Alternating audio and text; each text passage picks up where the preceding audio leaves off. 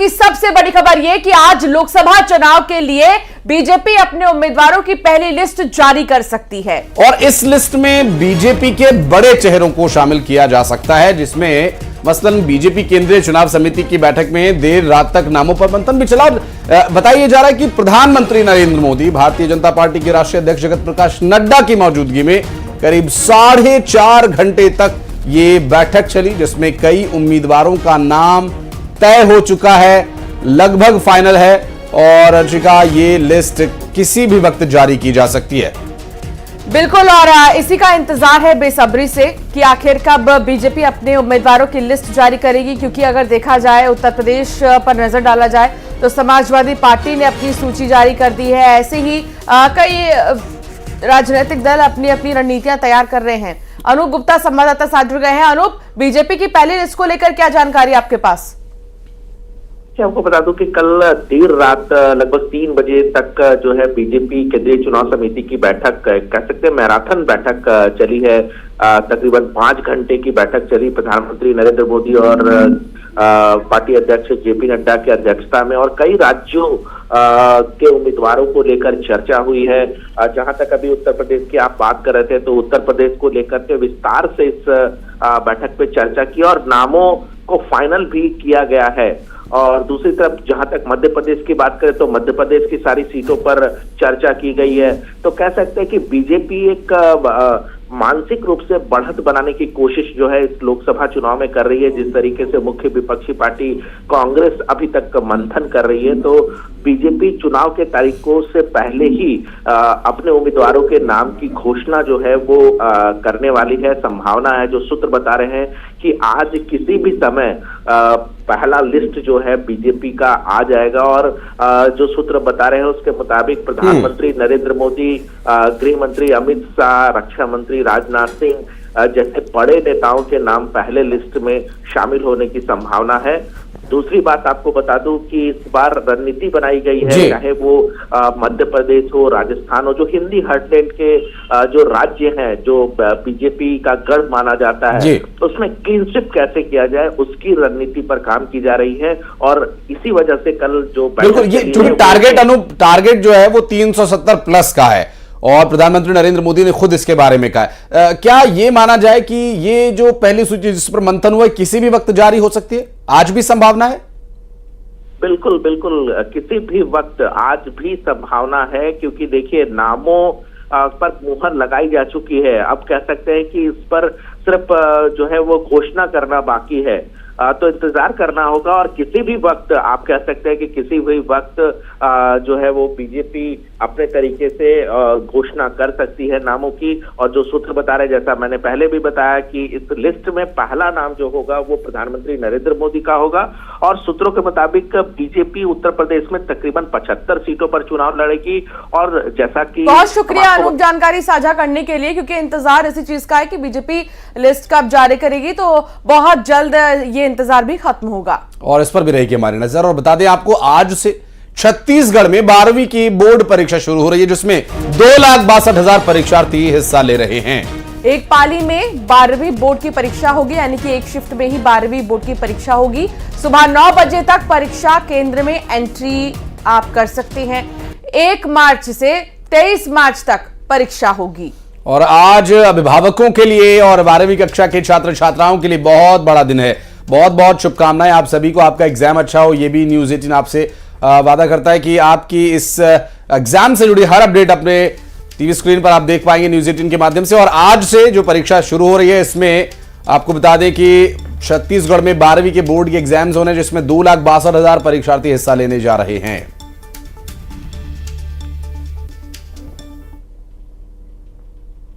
आगे बढ़ेंगे और बात सुकमा की करेंगे, जहां हेलीकॉप्टर से क्वेश्चन पेपर पहुंचाया गया। जी हां, जगरगुंडा के परीक्षा केंद्र पर क्वेश्चन पेपर पहुंचाया गया और हेलीकॉप्टर से ये प्रश्न पत्र पहुंचाए गए थे। सुरक्षा के मद्देनजर ये कदम उठाना पड़ा और प्रश्न पत्रों को हेलीकॉप्टर से पहुंचाना पड़ा। 10वीं और 12वीं की परीक्षा होनी है और ये इलाका अंशिका नक्सल प्रभावित है सुकमा का, और ऐसे में सुरक्षा के मद्देनजर, जो कि कई बार हमने देखा कि सड़क मार्ग से कोई भी सरकारी कार्य के लिए यदि अफसर पहुंचते हैं ऐसे प्रभावित इलाकों में जो नक्सल प्रभाव में आते हैं, वहां पर कई बार सड़कों पर ट्रैप किया जाता है और उन्हें टारगेट किया जाता, आईईडीज और कई तरह की परेशानियां वहां रहती हैं। तो ऐसे में हेलीकॉप्टर से यानी हवाई मार्ग से प्रश्न पत्र पहुंचाए ताकि बच्चों का भविष्य उज्जवल रहे, कोई बाधा उसमें न बने और हर बच्चा शिक्षित हो। इस उद्देश्य से जिला प्रशासन के पहल से जिलाधीश के कुशल मार्गदर्शन तथा जिला शिक्षा अधिकारी के कुशल नेतृत्व में जगहुंडा परीक्षा केंद्र में हेलीकॉप्टर के द्वारा प्रश्न पत्र को भेजा गया है और उस परीक्षा केंद्र में सारी तैयारियां कर ली गई है। और आज उज्जैन में विक्रम व्यापार मेले की शुरुआत सीएम डॉक्टर मोहन यादव करेंगे। आपको बता दें कि सुबह 10:30 पर शुभारंभ करेंगे मोहन यादव। 1 मार्च से 9 अप्रैल तक मेले का आयोजन होगा और इसीलिए आज का दिन उज्जैन वासियों के लिए और भी ज्यादा खास होगा क्योंकि वो इस मेले में जा सकते हैं। तरह तरह के आयोजन होंगे क्योंकि शुभारंभ इसका 10:30 बजे ही कर दिया जाएगा और मुख्यमंत्री मध्य प्रदेश के डॉक्टर मोहन यादव आज इसका शुभारंभ करेंगे। और उज्जैन की पृष्ठभूमि से आने वाले बाबा महाकाल के परम भक्त सीएम डॉक्टर मोहन यादव आज इस मेले का लोकार्पण करेंगे। इस मेले की शुरुआत करेंगे, माफ कीजिएगा, 10:30 बजे के आसपास ये शुरू होगा।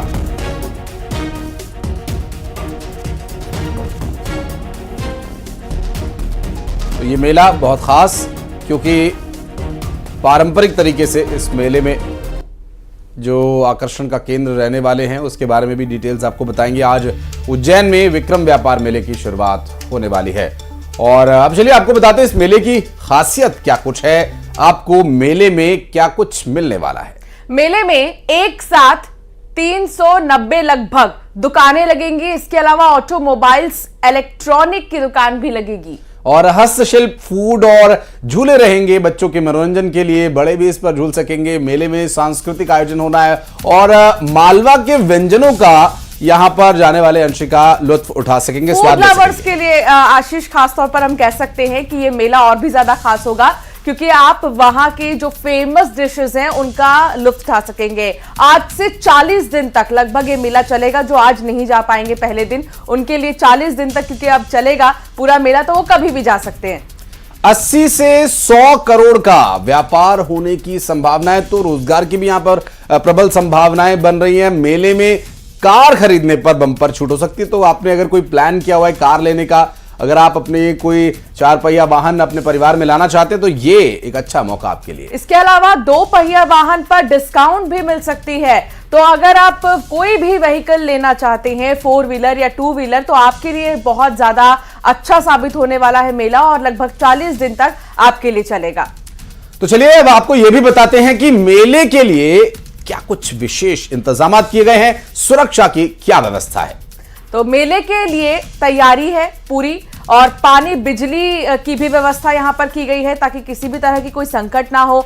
2 स्थानों पर पार्किंग स्थल बनाए गए हैं और ये बहुत ही महत्वपूर्ण होता है कि कहीं पर अगर आप जा रहे हैं तो पार्किंग की व्यवस्था अगर मिल जाए आपको तो ये समझिए कि सोने पर सुहागा है। मेले का आनंद 4 गुना हो जाएगा। जब मेला क्षेत्र के कंट्रोल रूम की हम बात करें तो सुरक्षा के लिए 500 सीसीटीवी कैमरास लगाए गए हैं। अस्थायी शौचालयों का भी निर्माण यहां किया गया है। मेले में मोबाइल शौचालय भी है। लाइट के 1000 किलोवाट के 2 ट्रांसफार्मर भी लगाए गए हैं।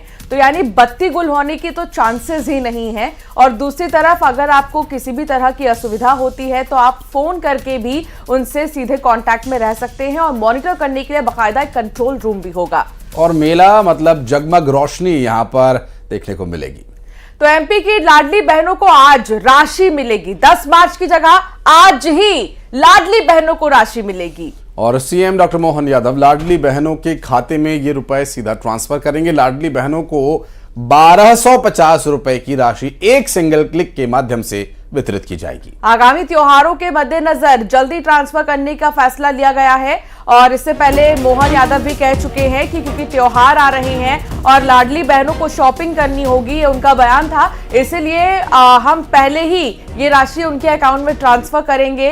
लगभग 1250 रुपए की जो राशि है वो लाडली बहनों के अकाउंट में पहले ही, समय से पहले ही ट्रांसफर कर दी जाएगी।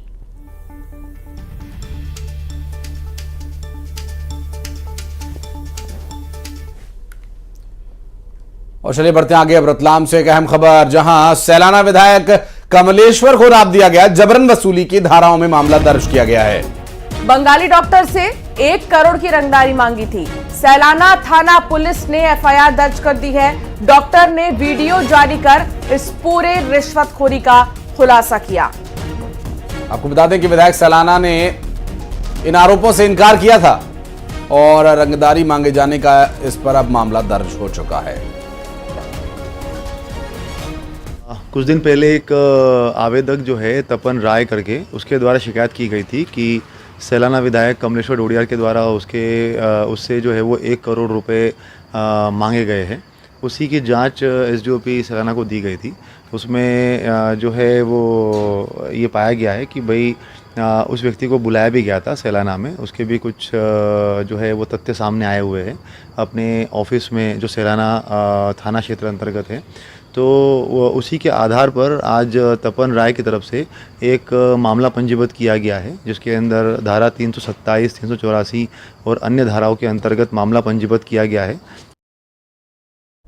और रायपुर से अब खबर, जहां यातायात पुलिस एक्शन मोड में है। 700 वाहनों पर कार्रवाई की गई है और 25 गाड़ियां यहां से जब्त की गई हैं। जब्त की गई गाड़ियों पर 1-1 लाख रुपए का जुर्माना हो सकता है। नशे की हालत में चला रहे थे वाहन। 3 ट्रक्स भी जब्त किए गए हैं। तो सड़क सुरक्षा, यातायात व्यवस्था बनाए रखने के लिए अब कड़ी कार्रवाई दिखाई दे रही है। एक्शन में है यातायात पुलिस। बिल्कुल, और 700 गाड़ियों पर एक्शन लिया गया है। 25 गाड़ियां जब्त की गई हैं। जब्त गाड़ियों पर 1-1 लाख का जुर्माना भी हो सकता है। नशे की हालत में गाड़ी चला रहे थे।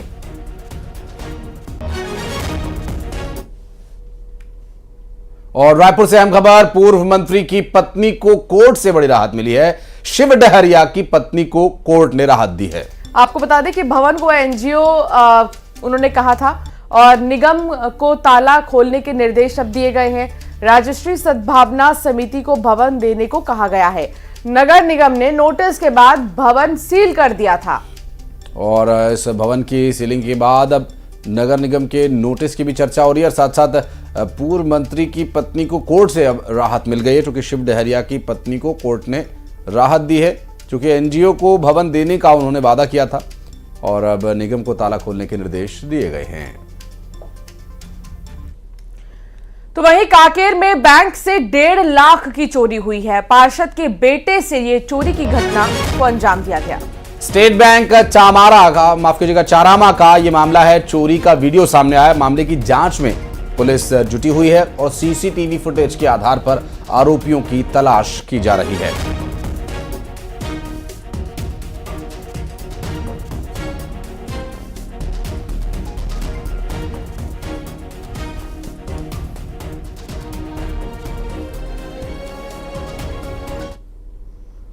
और अशोकनगर से अहम खबर, पुलिस कर्मचारी के साथ मारपीट का मामला। एक शख्स ने पुलिस कर्मचारी के साथ मारपीट की। पुलिसकर्मी की पिटाई का वीडियो भी वायरल हो रहा है। गुना जिले में तैनात बताया जा रहा है पुलिसकर्मी। सिटी कोतवाली क्षेत्र का ये मामला है। पुलिसकर्मी के साथ मारपीट, देखिए वीडियो भी सामने आ चुका है। युवक ने पुलिसकर्मी की पिटाई की है और थप्पड़ बजाता हुआ यहां पर युवक पुलिसकर्मी को नजर आ रहा है।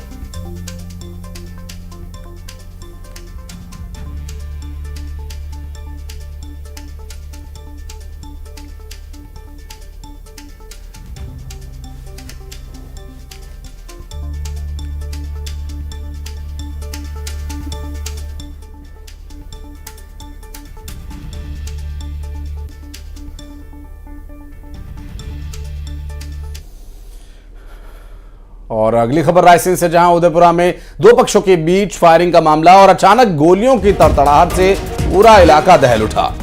पुलिस प्रशासन अलर्ट मोड पर है। न्यूज 18 से एसपी विकास कुमार यादव ने बातचीत की। उन्होंने कहा कि घटना की सीसीटीवी खंगाली जा रही है।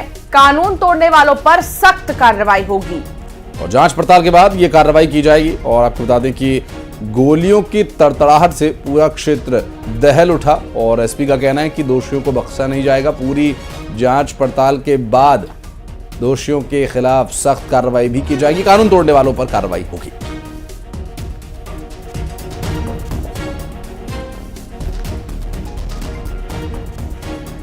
रायगढ़ में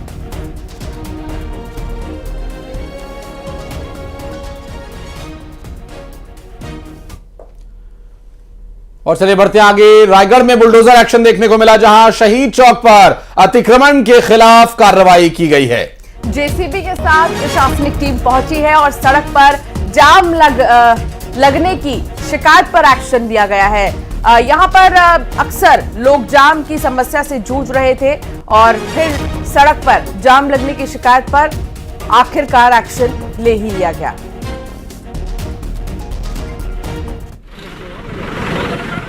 तो रायगढ़ में बुलडोजर एक्शन देखने को मिला। ये शहीद चौक है जिसकी तस्वीर आप देख रहे हैं। शहीद चौक पर अतिक्रमण पर कार्रवाई की गई है। यहां पर अवैध तरीके से लोगों ने दुकान खोल रखे थे, जिसकी वजह से ट्रैफिक की समस्या बहुत ज्यादा होती थी, इसकी शिकायत मिलती थी और फिर जाकर यहां पर बुलडोजर की कार्रवाई की गई है और अवैध तरीके से बनाए गए दुकानों को ध्वस्त किया गया।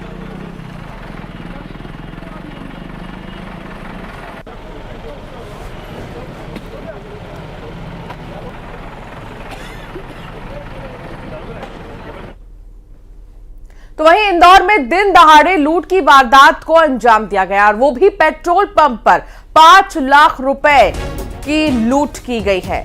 5 लाख रुपयों से भरा ये बैग बदमाश लूट कर फरार हो गए। बाइक सवार बदमाशों ने लूटपाट की वारदात को अंजाम दिया और बदमाशों की तलाश में फिलहाल पुलिस जुटी हुई है। छोटी ग्वालटोली थाना इलाके का ये पूरा मामला और ये देखिए, ये सीसीटीवी वीडियो जो सामने आया, यहां पर किस तरह से बाइक सवार आते हैं और कैश से जो बैग भरा हुआ था उसे छीनकर वहां से फरार।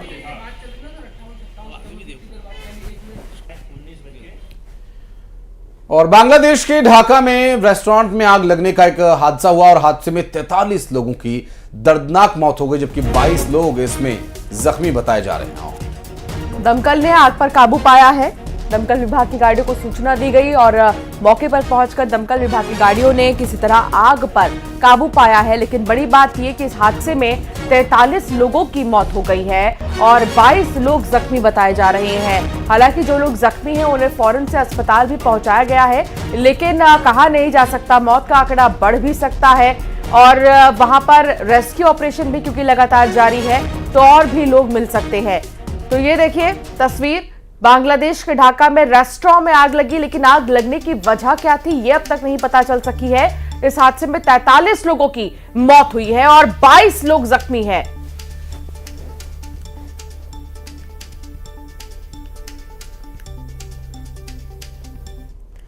और अब खबर देवास से, जहां नाबालिग लड़की का अपहरण किया गया है और वो भी बहला फुसलाकर अपहरण किया गया।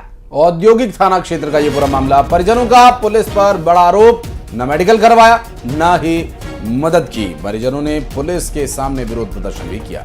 नाबालिग की मां ने एसपी से शिकायत की है। एसपी से न्याय दिलाने की मांग की गई है। बहला फुसलाकर अपहरण और फिर लगातार अब परिवार वालों का कहना है कि हमें न्याय मिले। एसपी से न्याय दिलाने की मांग की गई है परिजनों की तरफ से।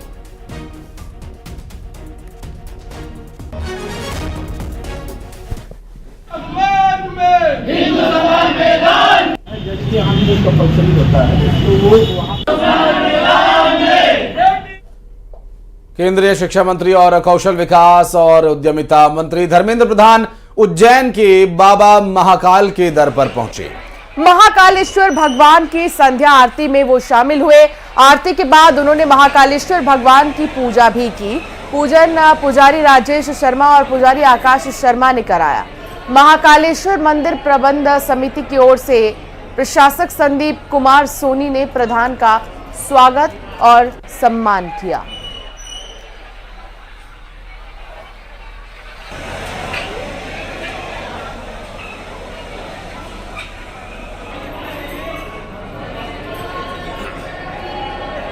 तस्वीरें इससे जुड़ी हुई आपको दिखा रहे हैं। एक तरफ जहां मंदिर प्रबंधन केंद्रीय मंत्री का स्वागत कर रहे हैं और उस तस्वीर में बाबा की भक्ति में लीन नजर आ रहे हैं धर्मेंद्र प्रधान। और न्यूज 18 की खबर का बड़ा असर हुआ। न्यूज 18 पर खबर दिखाए जाने के बाद खंडवा और बुरहानपुर जिले की जनता को बड़ी राहत मिली है। अब पेट्रोल और डीजल के लिए प्रति लीटर 1.38 रुपए अतिरिक्त भुगतान नहीं करना पड़ेगा। मोटका ब्रिज से पेट्रोल और डीजल के टैंकर्स निकल सकेंगे। दरअसल ये रूट सीधा होने से पेट्रोल डीजल के दाम को रिवाइज किया जाएगा। सांसद ज्ञानेश्वर पाटिल ने पेट्रोल डीजल एसोसिएशन के साथ कलेक्टर से चर्चा की। NHAI के अधिकारियों से भी बातचीत की। खंडवा सांसद ज्ञानेश्वर पाटिल ने प्रमुख मुद्दा सामने लाने पर न्यूज 18 का धन्यवाद भी दिया है। जनता पर पड़े बोझ के लिए खेद व्यक्त किया। 150 किलोमीटर के फेयर के कारण ट्रांसपोर्टेशन का चार्जेस बढ़ा और वो सीधा सीधा जनता के जेब पर ही उसका कहीं न कहीं असर पड़ा है। न्यूज़ 18 को भी मैं धन्यवाद देना चाहूँगा कि आपने भी हकीकत जनता के सामने दिखाने का काम किया, प्रशासन के संज्ञान में लाने का काम किया और मैं तो लगातार इस पर नज़र बनाए रखा था। मैंने कमिश्नर से भी कई बार बात करी, IG से भी बात करी, पुलिस प्रशासन कलेक्टर से भी बात करता, NH के अधिकारियों से बात करता था। बिलासपुर में शराबी शिक्षक पर गाज गिरी है। कलेक्टर के निर्देश पर DEO ने टीचर को सस्पेंड कर दिया है और FIR लॉन्च किए जाने के निर्देश दिए। वहीं मामले की जांच BEO मस्तूरी कर रहे हैं। आपको बता दें कि सोशल मीडिया पर शराबी शिक्षक का वीडियो वायरल हुआ था, जिसके बाद ये कार्रवाई की गई। पहचान पत्र दिखाओ अपना। प्रेस हो तो क्या हो यार? दिखा रहा हूँ सर, दिखा रहा हूँ आपको। बताओ प्रेस हो क्या? ये देख लो, ये आना चाहिए। जाओ। हाँ, कलेक्टर को बताओ, जाओ।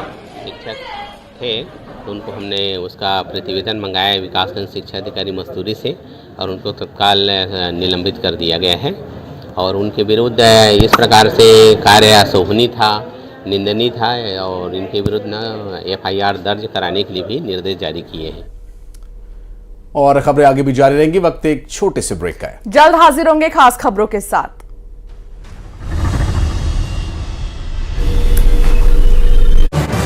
मौत पर हंगामा, थाने में शव